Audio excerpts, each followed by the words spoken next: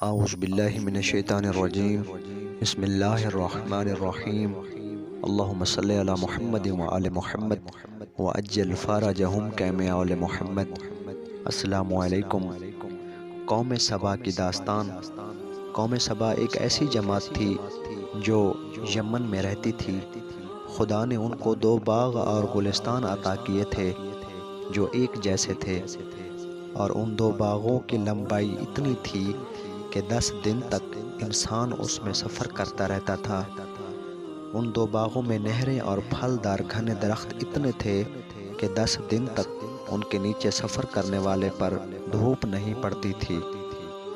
اگر کوئی اپنے سر پر ٹوکری رکھ کر ان درختوں کے نیچے چلتا تو وہ ٹوکری پھلوں سے پر ہو جاتی تھی اور ہاتھوں سے پھل توڑنے کی ضرورت ہی نہیں پڑتی تھی۔ ان 2 باغوں کی ہوا نہایت ہی معتدل تھی، کوئی شخص بیمار نہیں ہوتا تھا۔ ان 2 باغوں میں زہریلے اور موذی جانور مثلاً مچھر، سانپ، بچھو، جوں اور پسو وغیرہ بھی نہیں تھے۔ کچھ تفاسیر میں ہے کہ قوم سبا کی 10 بستیاں تھیں۔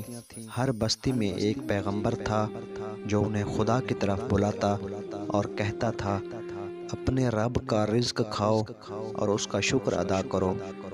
ان لوگوں نے انکار کیا اور ان پیغمبروں کو جھٹلایا اور کہنے لگے، خدا نے ہمیں کوئی نعمت نہیں دی، اگر اس نے دی ہے تو اس سے کہو کہ واپس لے لے۔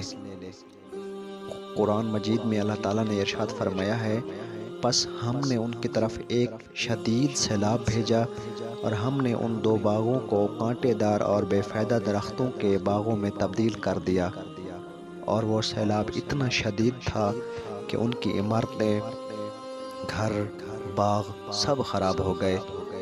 اکثر لوگ اور جانور ہلاک ہو گئے۔ ایک دوسرے مقام پر اللہ تعالیٰ نے ارشاد فرمایا ہے، یہ ان کے کفر کرنے کی وجہ سے ہم نے ان کو سزا دی، اور ہم ناشکری کی سزا نعمتوں کو سلب کرنے کے ساتھ دیتے ہیں۔ حضرت سلیمان علیہ السلام نے جنوں کو حکم دیا کہ ایک دیوار بنائی جائے۔ اس دیوار کے پیچھے سیلاب کا پانی جمع ہوتا رہتا تھا۔ جب پانی کی ضرورت ہوتی تو ضرورت کے مطابق تھوڑا سا سوراخ کرتے اور پانی لے لیتے تھے۔ جب لوگوں نے خدا کی نعمتوں کی ناشکری کرنا شروع کر دی تو خدا نے بڑے بڑے چوہے بھیجے جو اس دیوار کے پیچھے سیلاب کا پانی جمع ہوتا رہتا۔ جب پانی کی ضرورت کے مطابق تھوڑا سا سوراخ کرتے اور پانی لے لیتے تھے۔ جب لوگوں نے خدا کی نعمتوں کی ناشکری کرنا شروع کر دی تو خدا نے بڑے بڑے چوہے بھیجے جو اس دیوار سے بڑے بڑے پتھر اکھیڑ کر دور پھینکنے لگے، جس سے اس دیوار میں سوراخ ہو گئے اور پانی چل پڑا۔ پانی سے سیلاب آ گیا، لوگوں کے باغ اور گھر تمام برباد ہو گئے۔